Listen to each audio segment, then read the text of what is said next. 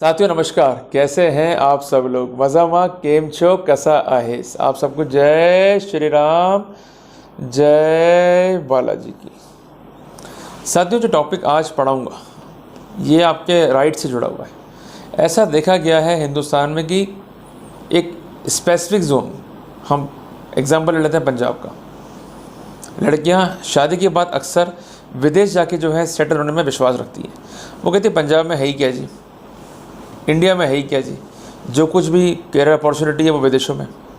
वहाँ पर अच्छे अच्छे मॉल्स हैं, अच्छी अच्छी बिल्डिंग्स हैं, जॉब में सैलरी अच्छी मिलती है, हम बचाकर अपने जो घर वाले हैं उनको बेच सकते हैं, तो खुद का भी हम कैरियर अच्छा बना सकते हैं और जो फर्दर पर्सपेक्टिव है उस पर भी अच्छा काम कर सकते हैं। सोच गलत नहीं है, बट एक बात ज़रा सोचना, विदेश जाने से पहले हिंदुस्तान में क्या काम की कमी है? नहीं है ना, तो विदेश जाके मिलता क्या है? और जो लोग विदेश गए हैं, चाहे वो आपके आस पड़ोस में जो लोग हैं, उनसे पूछना उनकी हालत क्या है, कैसे वो लोग वहाँ रहते हैं। और मेरी बात नहीं माननी तो एक पिक्चर है डंकी करके, उसको देख लेना। यहाँ तो आके बन जाएंगे बिल्कुल शहंशाह कि वहाँ तो हम रहते हैं राजा महाराजाओं की तरह, जबकि वहाँ पर ये लोग नौकरियाँ जिस तरह से कर रहे हैं, मुझे बताने में भी शर्मिंदगी महसूस होती है। अक्सर ऐसा केसेस में देखा गया है, अमूमन नहीं कह सकते बट अक्सर ये बात कही जा सकती है। वो खुद रोते हैं बट क्या करें, मजबूरी है। अब वहाँ चले गए, यहाँ के बोलेंगे कि साहब हमारी वहाँ पर ऐसी की तैसी हो रही है, तो लोग जो हैं हंसेंगे, हंसी का पात्र बनेंगे। तो यहाँ पर तो आके अपने आप को वो राजा महाराजा ही शो करते हैं, क्लियर है। तो ये तो है सामान्य बात, बट यहाँ पर मैं एक बात उल्लेखित करना चाहता हूँ कि शादी के बाद अगर आपकी वाइफ विदेश चली गई है और विदेश जाके सेटल हो गई है, ऐसा इसलिए होता है कि उसका भाई या उसका जीजा या उसके घर वाले जो है विदेश में हैं ऑलरेडी। शादी इंडिया में कर ली दबाव के कारण, बट प्रेशर वही है कि जाके विदेश में रहो।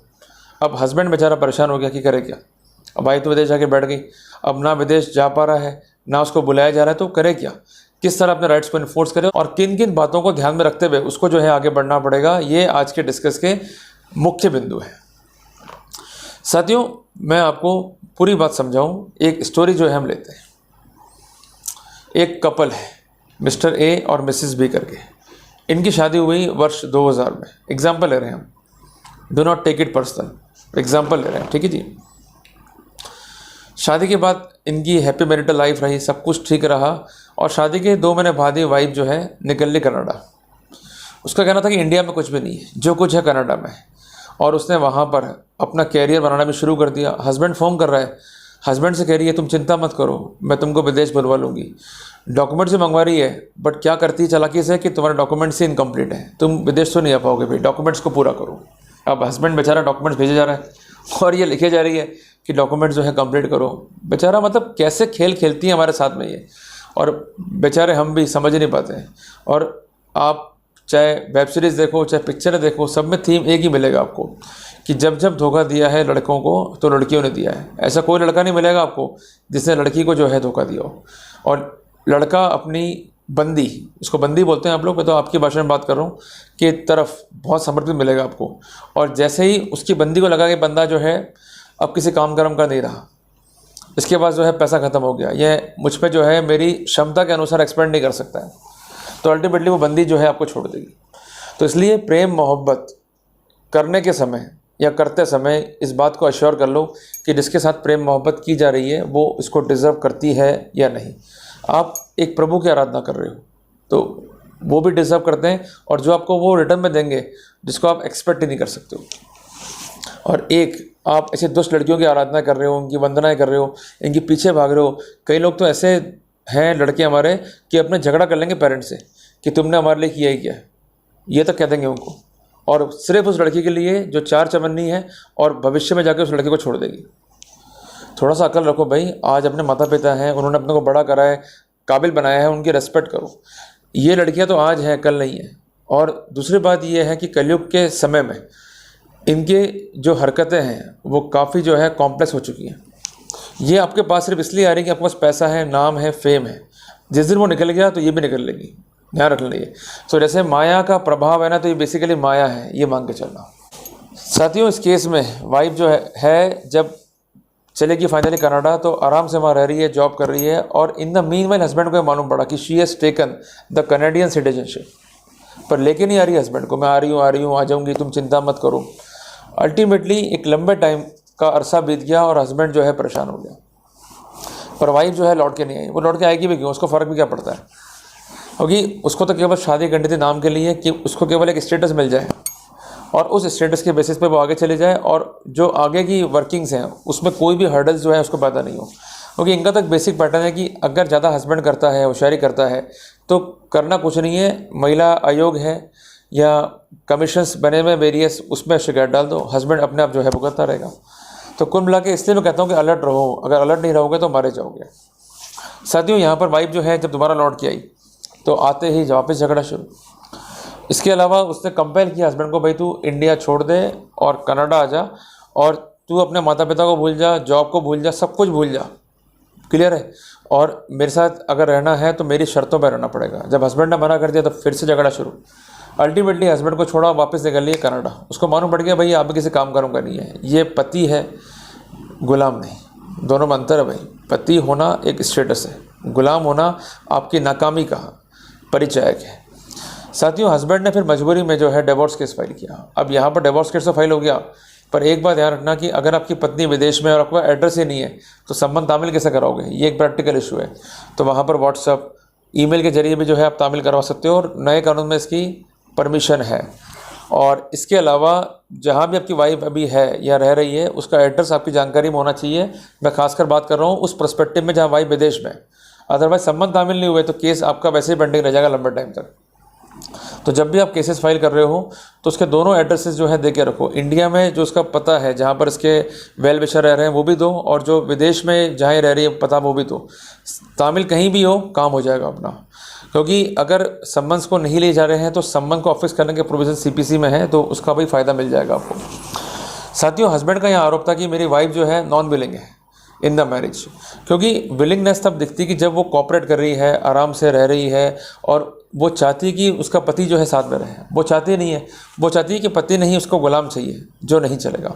दूसरी बात है कि पत्नी नहीं है, मैं फील कर रहा हूँ लोनली, मतलब अकेला सा रह गया हूँ। अब माता पिता से कितनी बात कर लेगा आदमी, घंटा तो घंटा, अपने फ्रेंड से कितने कर लेगा, घंटा तो घंटा। पर पत्नी ही एक ऐसा उसके पास साध्य है जिससे अपनी वो दिल की बात कर सकता है, अपना जो प्रेशर है, परेशानी है, वो साझा कर सकता है। पर पत्नी नहीं है तो कहाँ जाएगा वो। क्योंकि लोग क्या गलत वे में शादी को ले जाते हैं कि अरे शादी कर ली, अब तो लेंगे फुल मज़े और दिन भर हम करेंगे सेक्स, यही दिमाग में चलती गंदगी हमारे। मैं बता रहा हूँ, फैक्ट इंडियन कल्चर है ये, गलती हमारी भी नहीं है, कल्चर ही ऐसा है। बट एक बात आपको स्पष्ट कर दूँ कि जीवन में आपको अगर किसी की कंपनी नहीं है, मतलब चाहे आपको मेल फ्रेंड हो या फ्रेंड फीमेल हो, तो दिल में जो गुब्बार है, दिल में जो परेशानी है, वो निकल नहीं पाएंगी। तो कम से कम एक जीवन संगनी का एक इंपॉर्टेंट रोल यहाँ पर होता है। पर वो जीवन संगनी ही छोड़ कर चली गई आपको अकेलापन महसूस करने के लिए, तो फिर मतलब ही क्या है। तो बुरे समय में, विपत्ति में जो महिला काम नहीं आए, वो महिला किसी भी रूप में संस्कारित महिला की श्रेणी में नहीं है। वो महिला किसी भी रूप में पत्नी का दर्जा प्राप्त करने की श्रेणी में नहीं है, ऐसा लिखा गया लिटरेचर्स में, क्लियर है। तो इस बात को भी जो है विशेषता हस्बैंड ने जो है जोड़ दिया। उसका ये भी कहना है कि मेरी वाइफ ने मेरे साथ जो है कोएबिटेशन को अवॉइड किया है। उसका कहना है कि जब विदेश चली गई तो मैं सेक्स का करूँ, अब मैं कहीं और जाके सेक्स करूँ तो मरा, और कहीं और जो है शादी कर ली मैंने तो मरा मैं। तो कुल मिला के जो दाम्पत्य संबंध थे, दाम्पत्य कर्तव्य थे, उसको निर्वहन करने में कोई भी रुचि मेरी पत्नी ने नहीं दिखाई। उसका कहना ये था कि मैं सेटल इंडिया में हूँ, मेरे परिवार है, उनको छोड़ के मैं विदेश चले कैसे जाऊँ। जब मैं नहीं गया तो अल्टीमेटली इसने कहा भाई मैं तुमको छोड़ती हूँ। तो कुल मिला के ये राइट्स को अफेक्ट कर रही है। और इसके अलावा इसने डॉक्यूमेंट्स भेजने के बाद भी उनको अवॉइड किया और ये कहा कि डॉक्यूमेंट्स हमारे इम्प्रॉपर हैं। तो कुल मिला के ये चाहती नहीं है कि मेरा पति मेरे साथ रहे। और इसके अलावा जो मेरा करेक्टर था उसको इसने सस्पेक्ट किया, जो मेरा डिपार्टमेंट था वहाँ पर लगातार जो है शिकायतें भेजती रही। इवन जब मैंने डिवोर्स फाइल किया, डिवोर्स मिल भी गया, तो उसको सेटिस्फाइड करने के लिए इसने झूठे केसेस जो है फाइल कर दिए। हाईकोर्ट ने मेरा केस जो है इस कारण से रद्द कर दिया कि मैंने जो है इसको प्रताड़ित किया और मैं जो है स्वच्छ हाथों से न्यायालय के समक्ष नहीं आया हूँ। तो कोर्ट ने कहा कि एक इम्पॉर्टेंट थ्योरी है कि अगर कोई पक्षकार फॉल्ट पे नहीं है और दूसरा पक्षकार जो है फॉल्ट पर है कि उसको छोड़ के चला गया, उसको साथ रखने का कोई प्रयास नहीं कर रहा है, इवन उस पर झूठा केस कर रहा है, वो डिवोर्स के लिए अप्लाई करना चाह रहा है तो उसको अप्लाई नहीं करने दे रहा है, तो उसको हम कहते हैं फॉल्ट थ्योरी।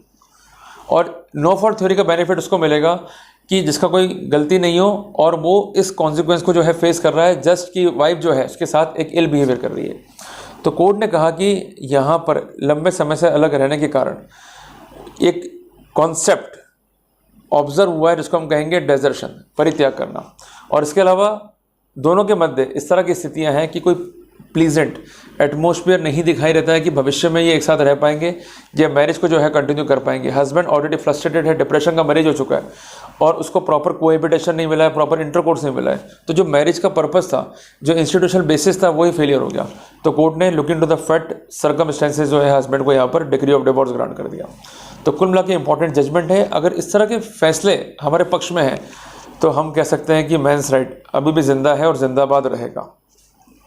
तो कुल मिला के अगर आपको बचाना है मेंस राइट को तो कोशिश ये कीजिए कि जब भी इंडियन कोर्ट्स में जा रहे हैं तो प्रॉपर ब्रीफ कीजिए, एक अच्छा वकील रखिए, अच्छे लॉ पॉइंट्स के साथ लड़िए। अगर आप लोग गलत सलत तरीके से लड़ोगे तो हमारा मेंस राइट जो है अफेक्ट होता है। और बार बार मैं कहता हूँ कि खुद में क्षमताएं नहीं हो, डिसीजन लेने की पावर नहीं हो, बार बार अपने घर वालों से पूछते हो और जल्दबाजी है शादी की, तो वहाँ पर शादियाँ मत करो, क्योंकि गलत सलत डिसीजन लेने से आपको ही नुकसान होगा। अल्टीमेटली फिर चक्कर काटने पड़ेंगे कोर्ट कचहरी के, वो लगे। तो ये डिसीजन बहुत पीसफुली जो है लिए जाते हैं। और इसके अलावा लाइफ में अगर आपको आगे बढ़ना है तो एक उद्देश्य जो है जीवन का बना के चलो कि करना क्या है और जिस पार्टनर को हम चूज़ कर रहे हैं वो वास्तव में कंफर्टेबल है या नहीं है। क्योंकि सब बातें मीठी मीठी होती हैं, लफड़ा कब शुरू होता है? शादी के 10 दिन बाद, 20 दिन बाद। तो आप वाइफ को चेक करना चाहते हो प्रॉपर पर्सपेक्टिव में, तो नियमित जो है ईश्वर की आराधना करो, क्योंकि अगर आप ईश्वर के बंदे हो तो ईश्वर कभी भी साथ में जो है गलत नहीं करेगा आपके, ये बात मान के चलो। दूसरी बात ये है कि वाइफ जो आपको बायोडाटा दे रही है उसको पूरा चेकआउट करो, एक एक बात पे क्वेरी करो। अगर वो नॉलेजेबल है तो आंसर देगी, तो उसके ज्ञान की परीक्षा ही आपका जो रास्ता आगे का है वो खोल देगी। अगर वो ज्ञानी नहीं है तो वो बातें करेगी अनाप शनाप, या कोई रुचि जो है नहीं दिखाएगी आपसे आगे बात करने में। तो यही एक इम्पॉर्टेंट फैक्टर है डिफरेंशिएट करने के। तो ये अनुभव की चीज़ें हैं जो अनुभव से आती है। तो साथियों, अगर टॉपिक अच्छा लगा तो इस वीडियो को लाइक और शेयर जरूर कीजिएगा। जल्दी मिलते हैं एक नए टॉपिक के साथ। टिल देन, जय हिंद, जय भारत।